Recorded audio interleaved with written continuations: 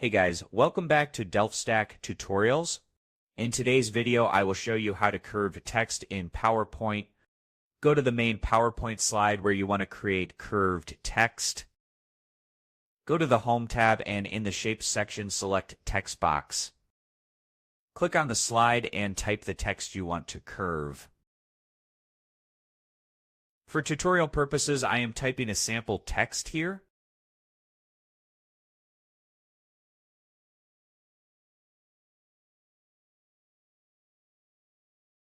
Next, go to Shape Format. Here you will see multiple formatting options. You can edit the text by selecting any WordArt style.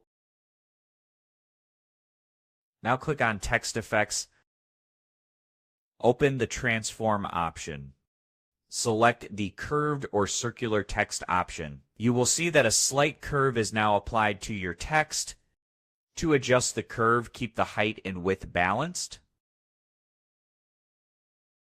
Resize the text box to control how curved the text appears.